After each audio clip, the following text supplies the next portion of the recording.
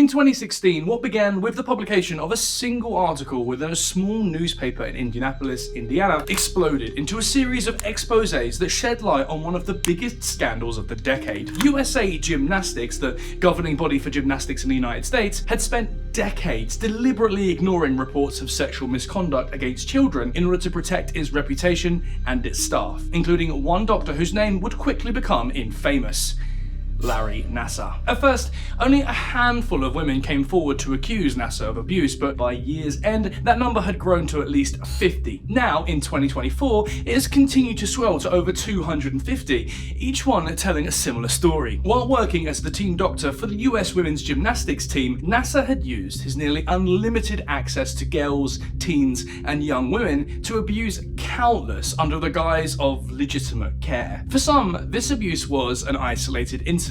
For others, it lasted years, with one woman stating that Nassar had abused her from the time she was 6 years old until she was 18. Yet, what was even more shocking about this whole scandal was the eventual revelation that USA Gymnastics weren't the only negligent party. Numerous coaches, gym owners, medical professionals, and even the FBI had been warned of Nassar's misconduct at various points throughout his career, and they all had failed in their duty to stop him. On today's episode of Scandal, we strip away the glamour and the flashy gold medals of the Olympics and peer into the miserable world that surrounded it for decades. A world filled with physical, emotional, and sexual abuse that people like Larry Nassar thrived in. As we do so, we'll answer the most important questions still being asked. Who exactly knew about Nassar's crimes? Were they complicit? And why did it take the police so long to stop someone whose crimes were so severe and so brazen? This is the story of Larry Nassar, the sexual predator the FBI and everyone else ignored.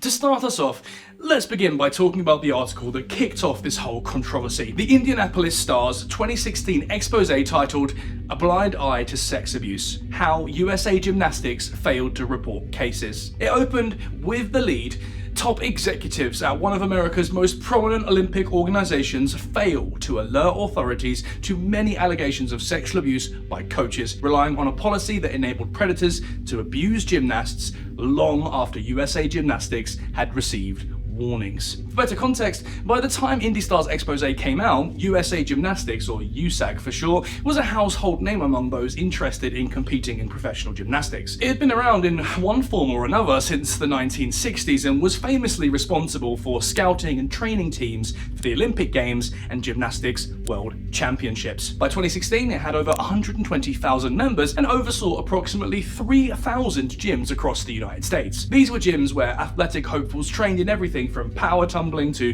aerobic, rhythmic, and artistic gymnastics. As such, the organisation had also gained the support of numerous big-name corporate sponsors such as AT&T, Procter & Gamble, and Kellogg's, many of which had supported them for years. However, behind that brand-safe reputation was a dark secret that Indy Star reporters had spent months investigating. According to courtroom testimony given by USAG executives, complaints lodged against coaches and trainers affiliated with USA Gymnastics were rarely, if ever, reported to the police or Child Protective Services unless those complaints were signed directly by either the alleged victim or the victim's parents. This was a policy that came directly from USA Gymnastics' head office in Indianapolis, Indiana, and was implemented in all of their training centers. The reason this policy presented such a huge problem was that it was very common for victims of sexual abuse to submit their complaints anonymously in order to avoid drawing unnecessary attention to themselves. There was a very real and justifiable fear at that time that speaking out against one's coach could damage an athlete's future career prospects, which would have been devastating for girls and teens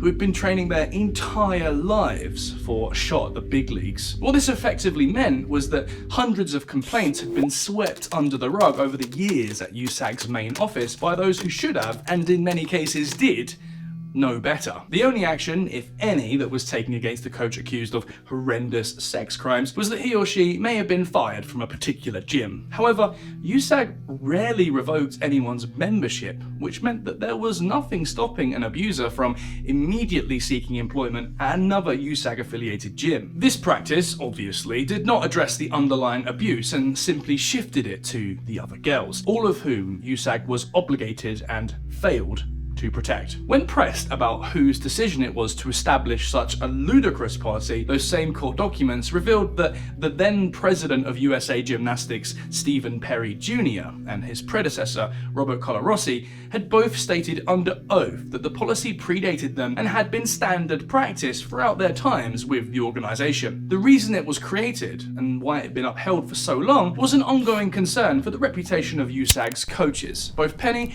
and Colarossi believed that they would be victimized by false allegations if all anonymous complaints were treated as reliable and openly investigated. So all of this meant that unless a complaint was signed by the victim or their parents, it was simply labelled as unsubstantiated hearsay, filed away at USAG's head office and forgotten.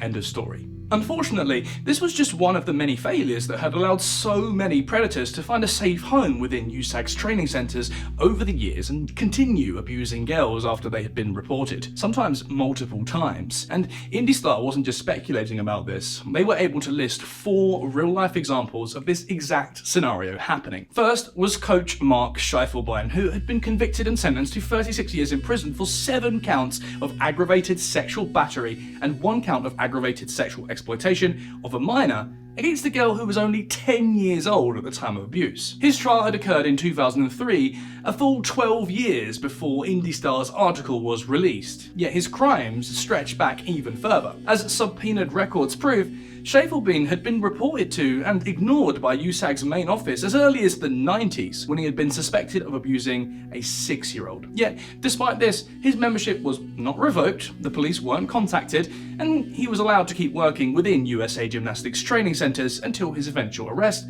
which had obviously allowed him to keep victimizing young athletes for several more years. Another example from that same year of 2003 was coach James Bell, who had been arrested for molesting 3 separate girls. Like Schiefelbein, he had been reported to USAG in the late 1990s for sexual misconduct after he had reportedly climbed on top of an underage gymnast and slid his hands under her shirt. Once again, no action had been taken against him following this report, and Bell had been allowed to continue training and victimizing girls until his arrest 5 years later. The third example was a much bigger name, Marvin Sharp, an award-winning coach of 2 members of the 2008 Women's Olympic team. Sharp was arrested in 2015 after a complaint was filed alleging that he had trimmed a gymnast's pubic hair, touched her inappropriately, and then taken explicit photographs of her when she was only 12 years old. This time, USA Gymnastics had forwarded the complaint to law enforcement, which had caused them and the FBI to launch a criminal investigation. This was when they learned that Sharp had been taking similar photographs of minors all throughout his time working in gymnastics and had collected and shared a staggering amount of homemade child pornography as a result. However, USAG's willingness to work with the police in this instance still can't really be praised, as the IndyStar revealed they'd ignored an earlier complaint submitted against Sharp in 2011, 4 years earlier. That complaint alleged that Sharp had touched a girl inappropriately during training and strongly suggested that he be kept away from children at all costs. Like most of the others, USA Gymnastics had ignored this warning for the simple reason that it hadn't been signed. However, the 4th and final example provided by IndyStar was perhaps the most egregious. It was also the most telling. In 2005, a woman contacted the FBI to report that her daughter had been receiving explicit emails from her coach, William McCabe. At this point, an investigation into McCabe was launched, which found that he had been molesting and videotaping girls changing clothes to post on the internet for several years. In 2006, he pled guilty and was sentenced to 30 years in prison. However, as you should expect by now, the story goes much deeper. USA Gymnastics had received no less than 4 separate reports regarding McCabe's misconduct prior to his arrest, reports that had all been ignored. For example, in 1996, McCabe had been working as a cheerleading instructor at the Gymnastic World in Cape Coral, Florida, when the facility's owner, Dan Dickey, learned that McCabe had bragged to a fellow employee's boyfriend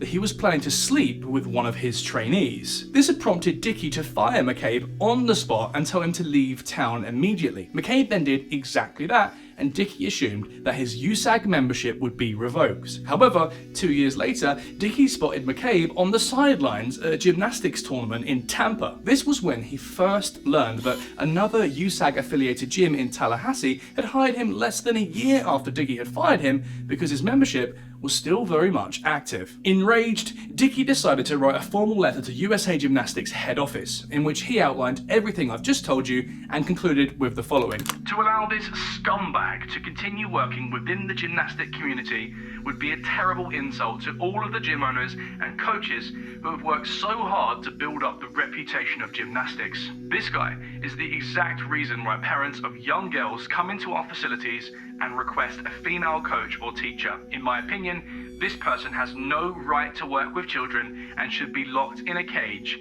before someone is.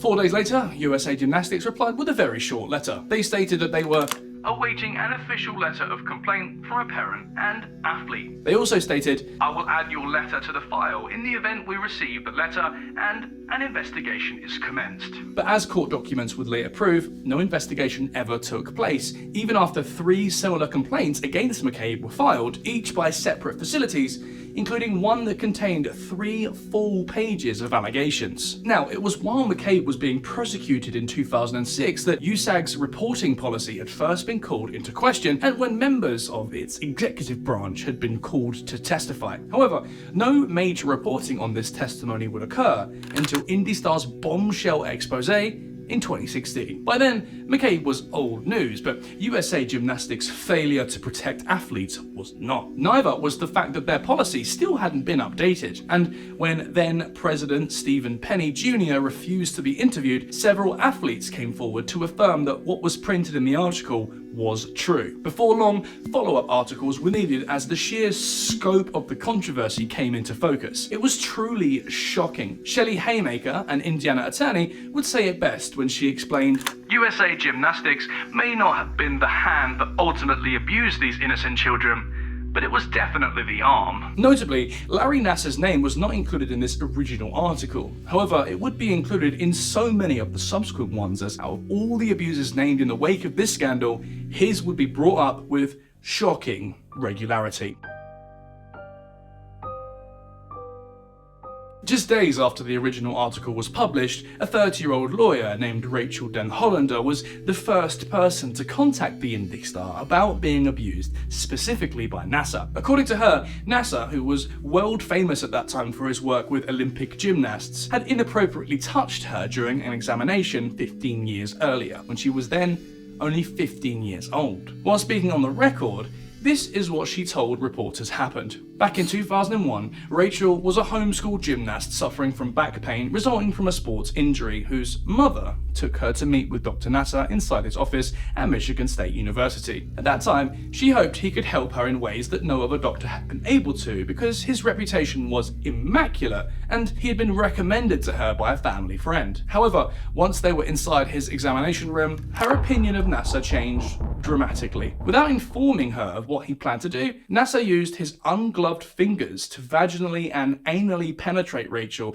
as she lay across the table. Then he began to fondle her breasts and sides. He was breathing heavily during this, Rachel recounted, and she wasn't sure what was happening at first until she saw his erection through his pants. Too terrified to act, young Rachel said she had laid there quietly as Nassar continued to abuse her. She pretended that she didn't know what was being done. She lied when he asked if he was hurting her. The whole visit, as she would later tell it, was a horribly traumatizing experience. Rachel said she then endured 5 similar visits with Dr. Nassar over a short period of time. Then, for the next decade and a half, she struggled to understand what had been done to her and why. At first, Rachel said she denied the abuse, believing that she had imagined the whole thing. After all, Nassar was a well-respected doctor that many of her friends and family claimed she was lucky to have an appointment with in the first place, and nobody else had come forward to report a similar experience, at least as far as she knew. Plus, Rachel's own mother had been in the room with her when the abuse had occurred and had said nothing. Therefore,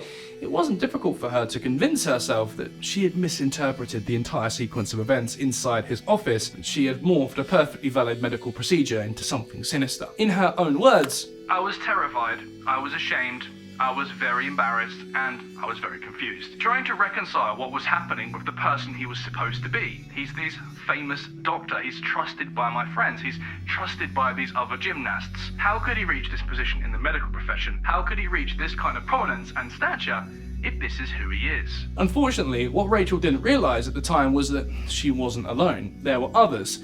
Others who had been abused, who were in a similar situation and were having the exact same doubts about coming forward for very similar reasons. Likewise, Rachel also didn't realise that the only reason her mother hadn't spoken up during the abuse was that she was unaware it had occurred because Dr. Nassar had deliberately placed himself between them during the examination. Her mother had only been able to see Rachel from the neck up as Nassar abused her. Eventually, Rachel would tell her mother what occurred, but only after several years had passed, and even then she downplayed what had happened by only admitting he had touched her breasts. For this reason, and because she was still humiliated, neither Rachel nor her mother contacted the police. However, the event that caused Rachel to begin taking her abuse seriously occurred during a doctor's visit in 2004, when she was then 20 years old. At that time, Rachel revealed the full details of what had been done to her inside Nassar's office to a nurse practitioner and was told that Nassar's actions were not normal procedure, especially the part about him using ungloved hands to touch her. Rachel was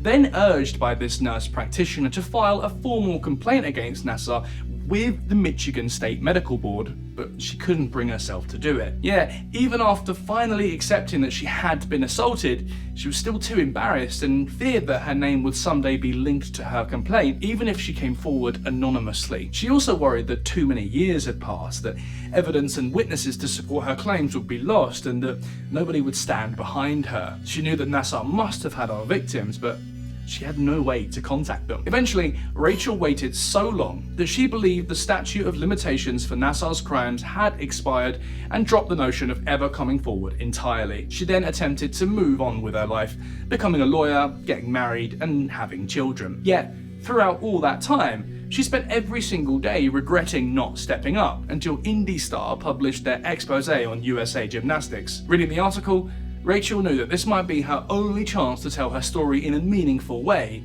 and this knowledge spurred her to action in less than a week. She submitted a formal complaint to Nassar's employers at MSU, filed a police report with the East Lansing Police Department, and contacted IndyStar reporters about her experience. With her help, they then put out a second article that detailed her claims, as well as the claims of another woman who wished to remain anonymous at that time. Now, this second woman has revealed herself to be Olympian Jamie Dansher, a member of the US women's gymnastics team in 2000. As a Jane Doe, Jamie told reporters that from the time she was 12 until she was 18, Nassar had regularly touched her for his own sexual gratification while making inappropriate comments about her body. These included speaking explicitly to her about oral sex in graphic detail. She also said that she was in the process of filing a civil suit against Nassar in California, where she then lived, and had named USA Gymnastics and 3 of its presidents in the suit as well. Through negligence, she alleged, they had all allowed Nassar to slip through the cracks and continue abusing her without repercussion.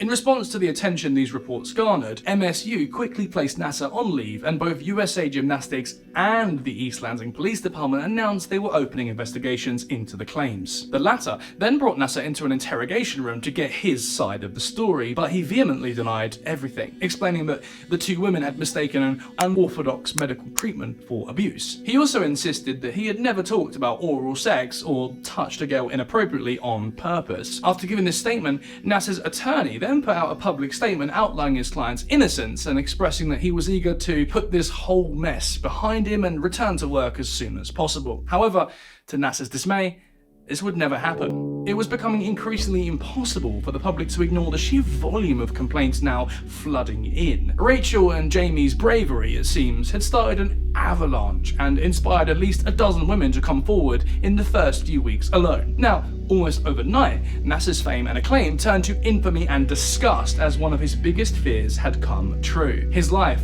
and the decades of abuse that accompanied it were about to be put on full display for the world to see.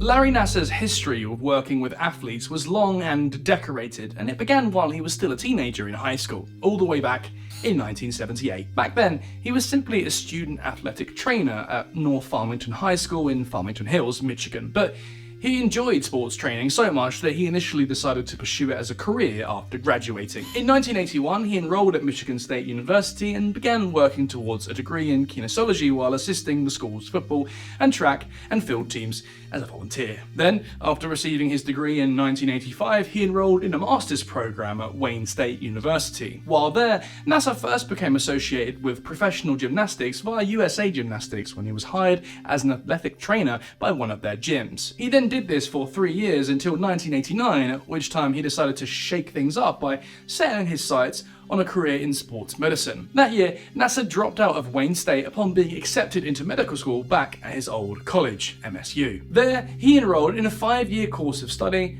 at its College of Osteopathic Medicine while continuing to assist the school's various athletic programs along the way. He graduated in 1993, and it was at this point, as soon as he received his medical license, that some of the earliest instances of abuse began. In 1994, Nassar met and began abusing future Olympian and national champion Jamie Danshager, the second woman who came forward in 2016 alongside Rachel Denholder. If you recall, Jamie had originally not given many details about her abuse. However, she eventually told her full story during interviews in 2017 and beyond. According to Jamie, she had first met Nassar when she was only 12 years old while training at a gym near Lansing, Michigan in 1994. At that time, Nassar was still relatively unknown to the general public, yet he managed to put her at ease during their appointments because he was very personable and knew how to appear both confident and competent. This was why, Jamie explained, she trusted him when he claimed his unusual treatments were designed to provide pain relief by targeting her muscles from the inside. It was why she had allowed him to put his fingers inside her while manipulating her legs in order to produce a popping sound in her hips and lower back. It was why she continued to meet with him inside his office,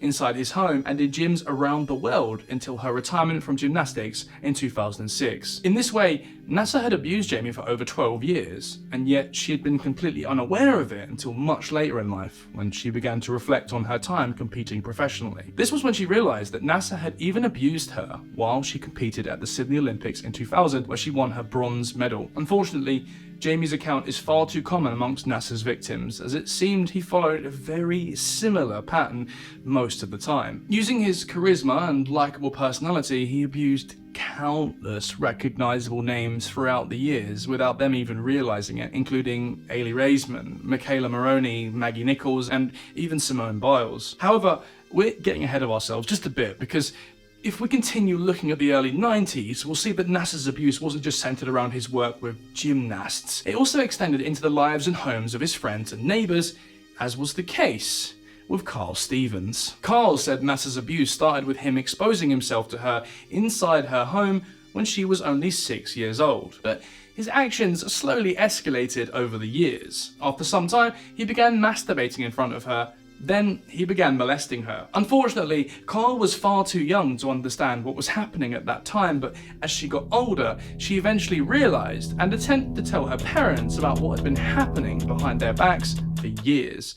But for one reason or another, they didn't believe her. Instead of calling the police, they sat both her and Nassar down inside their living room to discuss the allegations and ended up taking Nassar's side after he denied everything. Carl was then forced to apologize to him for making up stories, making this another excellent example of how, just like with Jamie Danshager, Nassar's charisma and confidence were instrumental in keeping him off the police's radar for so long. However, as you'll soon see, negligence played its part in the early days as well. In 1996, Nassar was appointed to the position of National Medical Coordinator for USA Gymnastics and travelled with athletes to the Atlanta Olympics that year. This was when his name would first start getting national recognition, as viewers watched him standing on the sidelines beside the athletes, cheering them on as they competed. They also watched him assist a gymnast named Kerry Strug off the mat after she suffered an unfortunate ankle injury. Then, the following year in 1997, Nassar became both an associate professor and the team physician for MSU's gymnastics team after completing his sports medicine fellowship. While in this position, he continued to abuse girls in a manner similar to the one we've already discussed, oftentimes without them realizing what was being done to them constituted abuse. However, some did realize, and it's at this point that we need to slow down and talk about another group of people who were informed of Nassar's abuse and chose to do nothing. Michigan State University's staff. In late 1997, Larissa Boyce, a former gymnast who once held high hopes of joining MSU's gymnastics team, met with her coach, Kathy Klages, inside her offices to file a formal complaint against Nassar for sexual abuse. Of this meeting, Larissa later said, "I remember telling Kathy that Larry was sticking his fingers inside of me and it felt like he was fingering me." She tried to explain that Nassar had done this multiple times and that it made her uncomfortable. However, Klages wouldn't believe Larissa and instead scolded her for speaking out, saying that allegations like that were serious and should not be lied about. When Larissa then doubled down and even named someone who could corroborate her claims, a second girl who Larissa knew was also being abused by Nassar, Klages became irate and began ridiculing her. She then brought in another senior gymnast to counter Larissa's claims, a gymnast who told her, "Nassar's hands will get close to certain areas, but he's never inappropriate." Klages then refused to draft a complaint on Larissa's behalf and never contacted the police or told her superiors at MSU about the allegation. She simply pretended that it never happened. Because of this traumatizing experience, Larissa then left Coach Klages' office and stopped talking about Nassar's abuse altogether. Klages and the other senior gymnast, it seems, had successfully convinced her that she was mistaken about what had been done to her. Years later, she would testify against Klages in court, saying, "I didn't want to talk about it ever again. I felt like I was wrong. Like I had a dirty mind." She walked away from Klages that day and did not share her experiences with any other authority figure until Rachel Denhollander came forward. In this way, Larissa alleged Klages and MSU had both failed to protect her. However, even if Larissa's complaint had been taken up the chain at MSU, there is serious doubt that it would have made any real difference, as she was not the only person being ignored. As court documents would later state, between 1997 and 2016, no less than 14 MSU employees were made aware of Nassar's abuse via statements from at least 8 separate athletes. Yet Nassar would only be seriously investigated once during that time, and that investigation would not take place until 2014. It would also ultimately clear Nassar of any wrongdoing and allow him to return to work to keep abusing girls for another 2 years,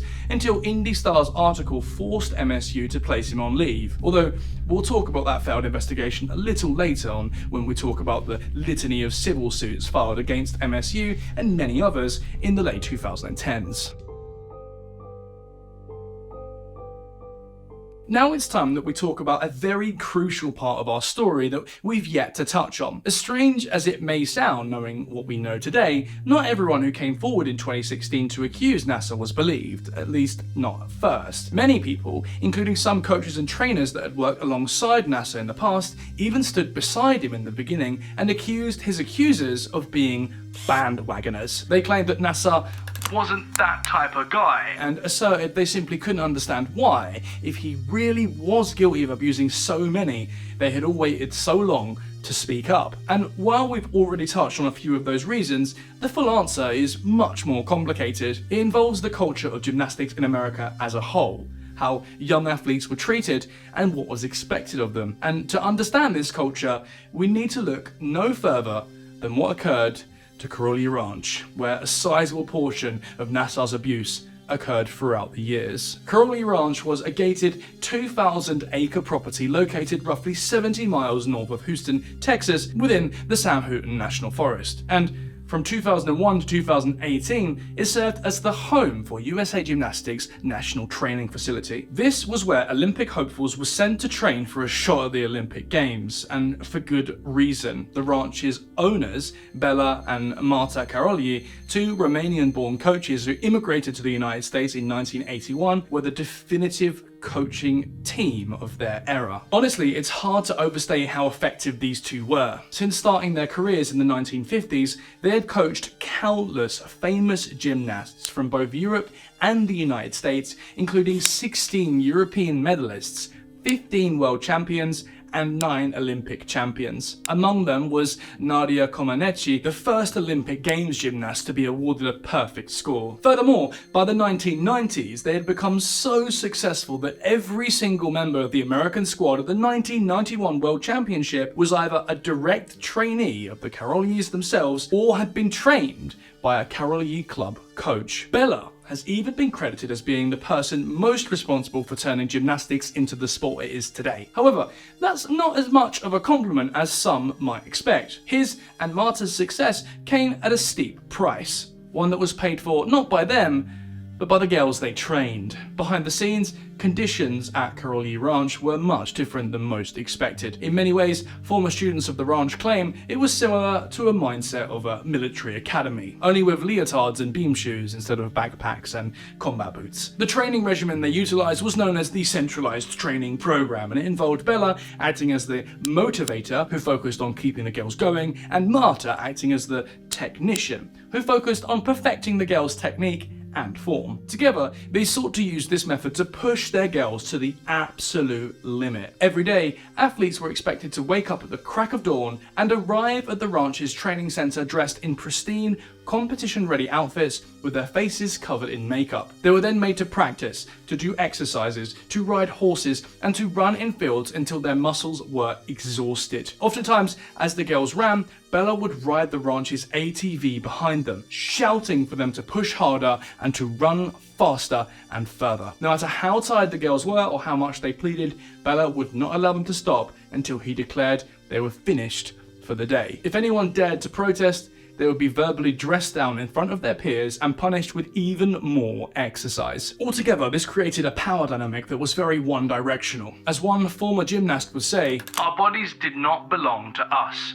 Our experiences, physical and emotional, were constantly invalidated. You learned early on not to question authority." Essentially, whatever Bela and Marta said was law at the ranch, and this mindset extended far beyond their athletic training, as every aspect of the girls' lives was micromanaged as part of the centralized training program. On an athlete's first day, their bags were searched and any unapproved items were confiscated. This included food, which many would later say became yet another method of abuse. Bela and Marta insisted athletes adhere to a strict diet of no more than 900 calories a day in order to make weight. Because of the constant, strenuous exercise, this meant that the girls were essentially always starving. Yet they were praised for foregoing food whenever possible. On the other hand, if someone was caught sneaking food or caught lying to protect someone else who was sneaking food, they would be punished harshly, forced to exercise more, and sometimes physically hit. To apply even more pressure, Bela was even known to line the girls up and point out their imperfections in front of their peers, humiliating them and leading many to develop severe eating disorders, body image issues, and depression that lasted long after they left the sport. To make matters worse, even after training was eventually finished each day, the girls found little reprieve from Bela and Marta in the afternoons, as they were required to spend their minuscule amount of rest time alongside their trainers in the ranch's common room. This is where Marta would cook dinner for everyone while Bela and the other coaches would play poker, meaning that the girls were somehow expected to unwind and recover alongside the very people who had just minutes earlier been pushing them to their breaking points. The goal of this, it seemed, was to make the girls feel that they were always being watched, that their coaches saw all their shortcomings, and to inspire them to be on their best behavior at all times. What it actually resulted in was severe mental exhaustion and a culture of silence that made speaking out about mistreatment nearly impossible. In fact,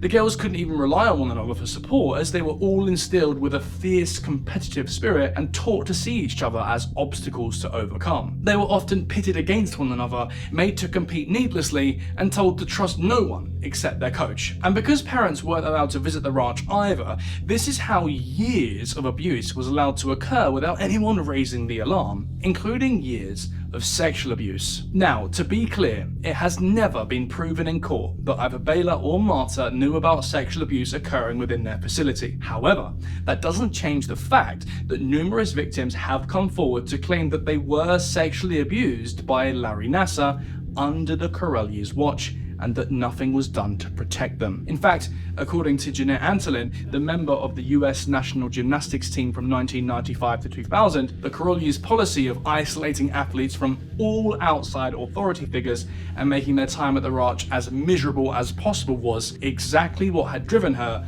and those like her, into Nassar's arms in the first place. Let me explain. Back in 1997, Jeanette was sent to the Karolyi Ranch to train when she was only 16 years old, but quickly discovered all the horrors described thus far. Like her peers, she was isolated, starved, watched constantly, and pushed to her limit on a daily basis by every adult around her. Every adult except for one. There was one person at the ranch, Jeanette said, who was kind and considerate, who didn't talk down to her, and who didn't make her feel lesser because of her shortcomings. Instead, he praised her often, snuck food in for her when she was hungry, and acted as a confidant during the long training days that seemed like they'd never end. Obviously, this person was Larry Nassar, who also abused Jeanette with shocking regularity, sometimes twice a day, for over 3 years. Because injuries were so common at the ranch and Nassar was allowed to treat athletes within his office without supervision, he was able to meet with girls like Jeanette for one-on-one physical therapy, checkups,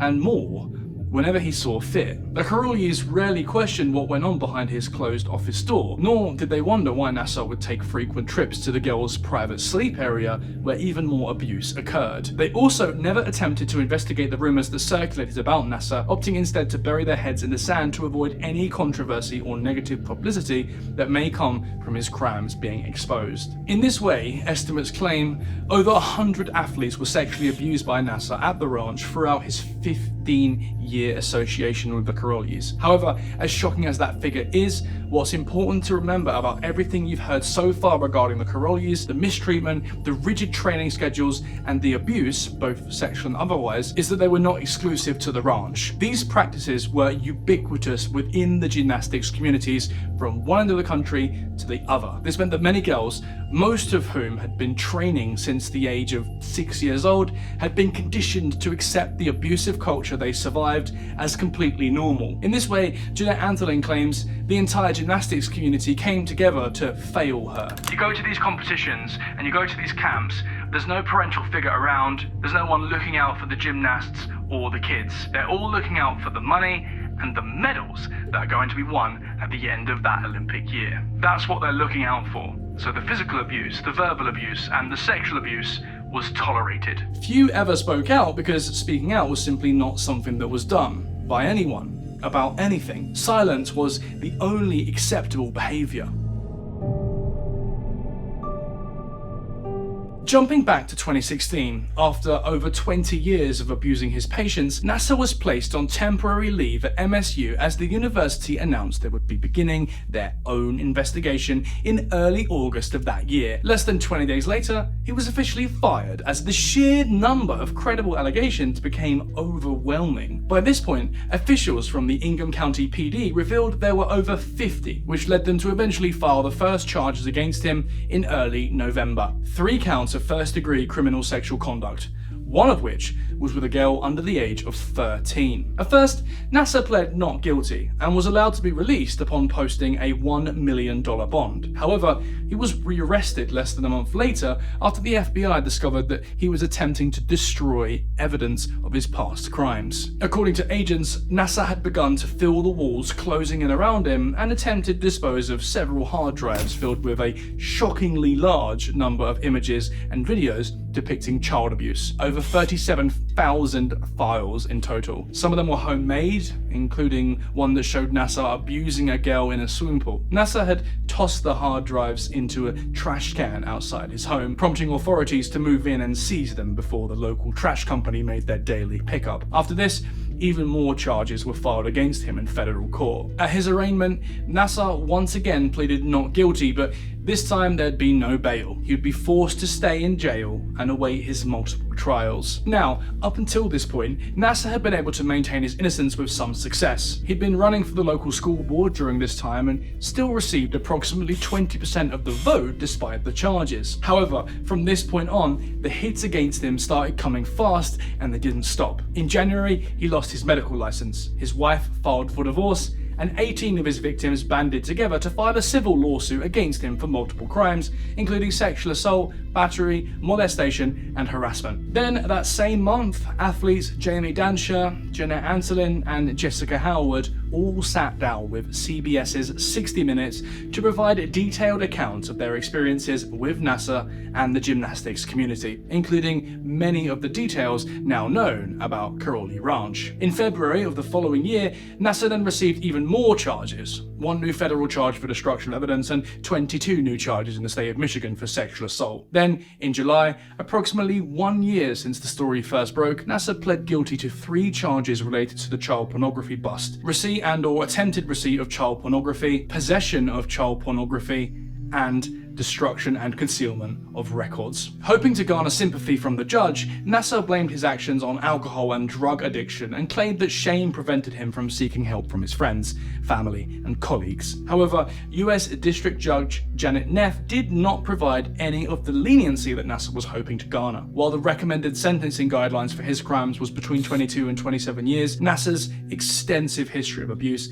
allowed the maximum penalty to be raised significantly. At his sentencing, she handed down the newly elevated maximum 60 years to be served consecutively, 20 years for each count. She also ordered that he register as a sex offender for life and pay $57,000 in restitution to his victims. Following the sentence, Larissa Boyce, who, if you recall, had attempted to file a complaint against Nassar all the way back in 1998, was very satisfied to finally see justice. She told reporters, "I was blown away with what the judge did today, and I thought it was very fitting." US Attorney Andrew Burge said, "My heart goes out to the victims, those in the images and those he personally sexually molested. With today's sentencing, I hope his victims find a sense of renewed self-worth in knowing their role in this outcome, and I hope they and the public find some measure of solace and reassurance in knowing that Nassar has been held accountable for his actions. Anyone who exploits children will be found out and held accountable regardless of their position or station in life."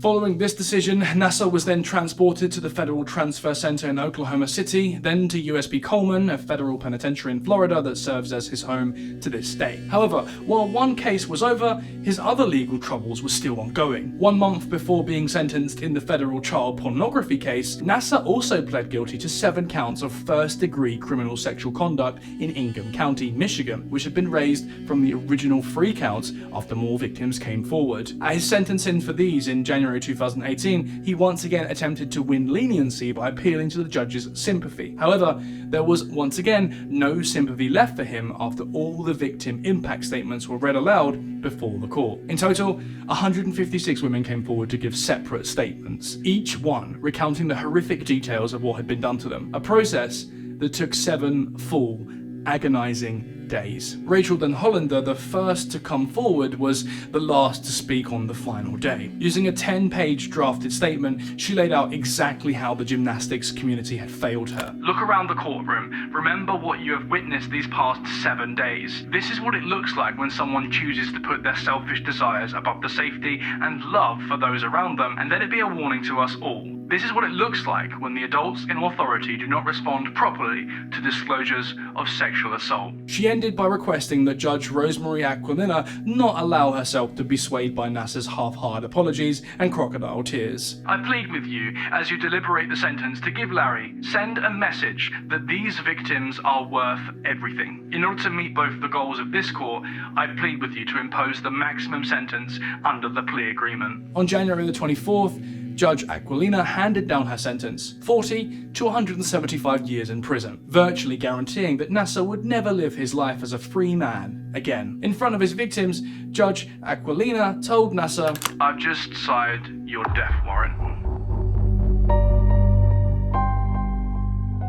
Now, with Larry Nassar almost certainly locked away for the rest of his life, investigators and the public turned their ire toward the institutions that had failed to stop Nassar along the way, most notably USAG and MSU. We'll start by talking about the former. Throughout the scandal, USA Gymnastics had tried and failed to mitigate the damage done to their reputation by hiring an investigator to review its policies and by cutting ties with Karolyi Ranch and several other gyms where abuse had occurred. Many of them, including the ranch, were later forced to close because of this decision. Yet their efforts did little to inspire confidence in those charged with regulating them. In early January of 2018, officials at the United States Olympic Committee USOC for short, announced that they would be opening their own investigation into USA Gymnastics. Very soon after this, on January 24th, they published an open letter requesting that the entire board step down. At first, only 3 did, but the rest followed suit less than a week later after Nassar received his 175-year sentence. From this point on, the organisation would be under new management. However, they had trouble finding a suitable CEO, and the job changed hands multiple times throughout the following months. Then, in November, USOC announced that they would be stripping USAG of its authority as the governing body of gymnastics in the United States. They did this because, according to their own report, they simply had no confidence in USAG's ability to resolve their many issues. This announcement prompted USA Gymnastics to file for Chapter 11 bankruptcy less than 1 month later. However, the United States Olympic Committee soon also found itself in hot water when the Wall Street Journal reported that higher-ups at the organisation had received reports of Nassar's behaviour over a year before the Indy Star's story broke, and had also done nothing. As early as July of 2015, both USOC's CEO and its head of security had been in talks with USAG President Stephen Penny about what to do about the many accusations against Nassar. Its CEO, Scott Blackburn, ultimately told Penny to do what you need to do and left it at that. The authorities weren't notified. This shocking revelation prompted 2 athletes, Ali Raisman and Sabrina Vega, to file lawsuits against USOC on February 28th of 2018. Blackburn resigned that same day. In the end, both USA Gymnastics and USOC reached a settlement with Nassar's victims in December of 2021 for $380 million. $34.4 million of that was to come from USOC, $6.1 million from USA Gymnastics, and the remainder from their insurance companies. As part of the settlement, USA Gymnastics' new board of directors, which was established as part of their restructuring agreement during bankruptcy, was required to create a restorative justice process for its victims and have at least one abuse survivor on its board at all times. In this way, they hoped to prevent inaction from once again creeping in over time. And just like that, the civil trials against them were over. However, questions surrounding criminal liability arose in September of 2018 when former USAG President Stephen Penny was arrested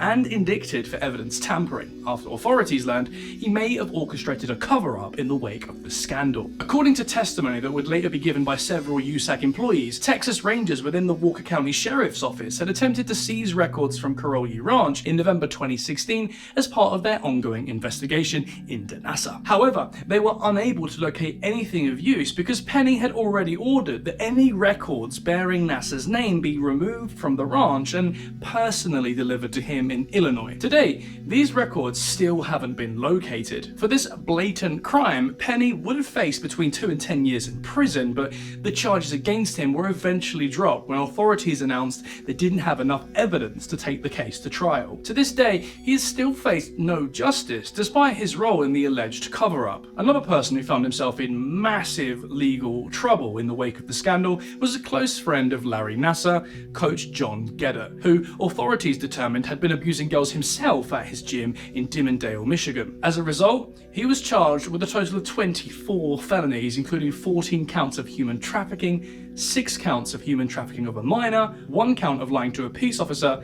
and 3 other counts of various criminal sexual misconduct. He was scheduled to turn himself over to police in February of 2021, but before that happened, his body was discovered with a self-inflicted gunshot wound at the rest area of Interstate 69 in DeWitt, Michigan. Now, next up on the chopping block was Michigan State University. Earlier in this episode, we mentioned how a flawed internal investigation by them had cleared Nassar wrongdoing in 2014. Well, it's now time for us to take a closer look at how that happened, because this failure led to multiple civil and criminal court cases against the university and members of its staff. It all started when an athlete named Amanda Tomashow visited Nassar's office in MSU to seek treatment for a hip injury. This is when, Amanda says, Nassar cupped her breasts and massaged between her legs without wearing gloves approximately 1 hour into the session. He did this after he asked the female resident to step out of the room to give them some privacy. Almost at once, Amanda stated she had known something wasn't right and had asked him to stop, but he had ignored her. He kept going until she physically removed his hands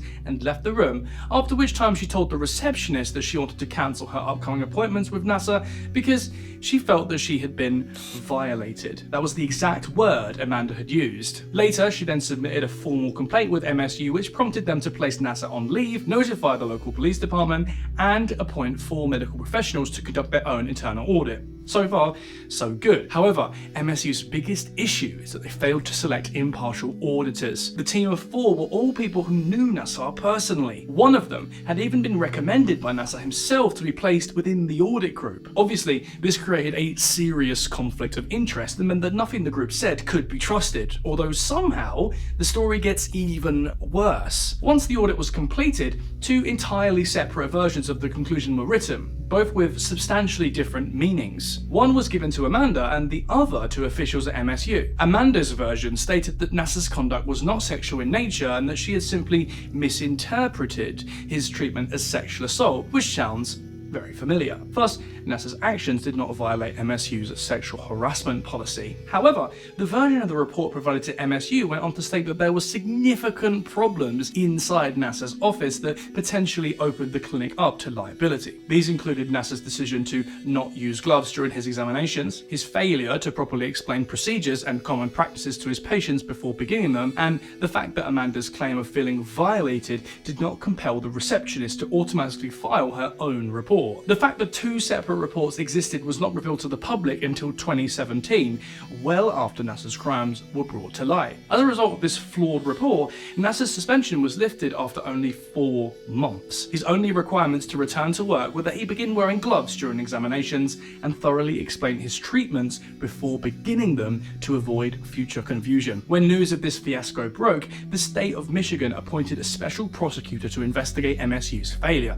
which resulted in several criminal charges being brought forth. First was against former dean of MSU's College of Osteopathic Medicine, William Strample, who was charged and found guilty of 2 misdemeanor counts of willful neglect of duty for his failure to properly supervise Nassar and 1 felony count for misconduct. At his trial, 9 women testified against him, saying how he, too, had made inappropriate sexual comments towards athletes and even groped 2 of them during university events. In August of 2019, he was sentenced to 11 months for the felony misconduct and 1 year for each misdemeanor count, all to be served concurrently. Another big name was former Michigan State President Lou Anna Simon, who was indicted on 2 felony counts and 2 misdemeanor counts for allegedly lying to investigators about her knowledge of Nassar's crimes during their criminal investigation. However, these charges were ultimately dismissed in 2020 after the prosecution failed to provide enough evidence to take the case to trial. Then, in August 2018, University Gymnastics coach Kathy Klages was also charged with 1 felony count and 2 misdemeanor counts for lying to police. She was eventually found guilty of 2 out of the 3 and sentenced to 90 days in jail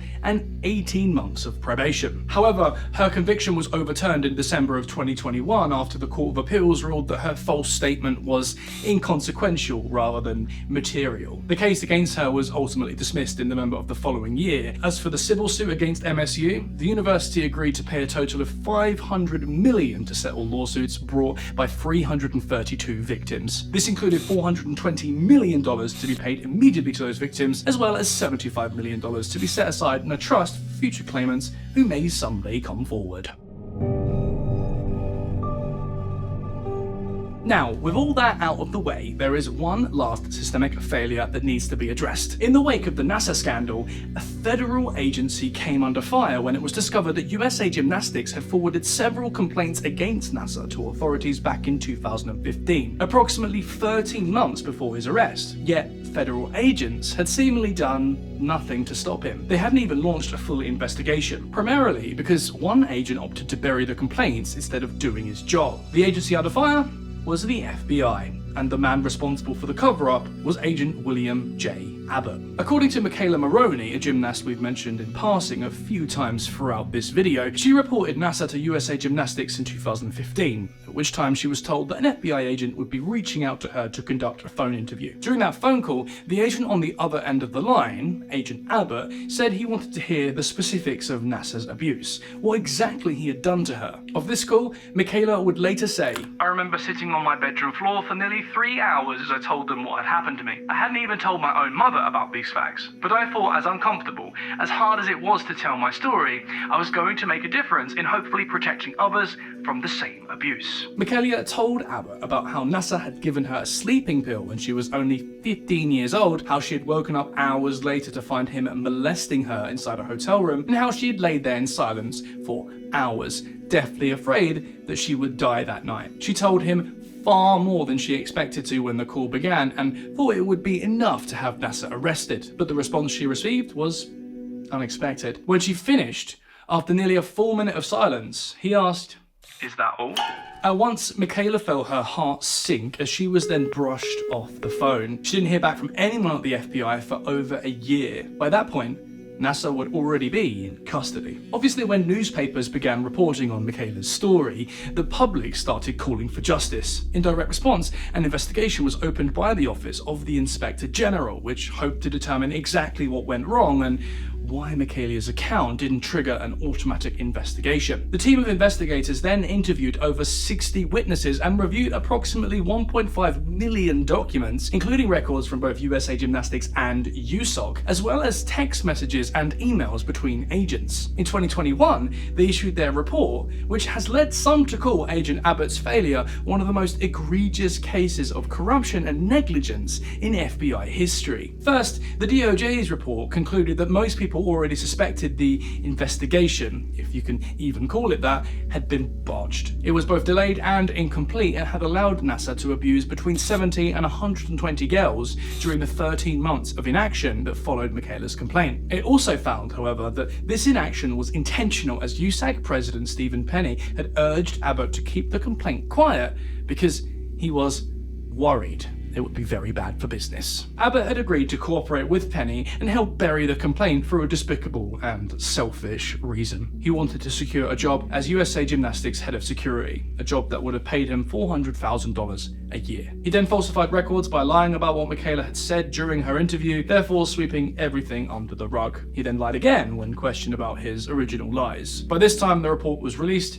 Abbott had already resigned, and the FBI refused to bring criminal charges against him, despite public outcry. However, they did agree to pay approximately $138.7 million to 139 women to settle lawsuits related to their ineptitude. For some, this still wasn't enough, and calls for criminal charges to be brought against former Agent Abbott and former President Stephen Perry continue to this day.